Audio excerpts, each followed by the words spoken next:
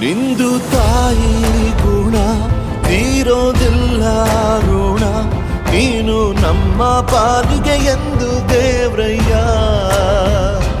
ತಾನು ನೋವ ನುಂಗಿ ಜೀವ ನೀಡೋ ಮಗ, ನಿನ್ನ ಪಡ್ಕೊಂಡಿದ್ದೆ ಪುಣ್ಯ ಕಣಯ್ಯ.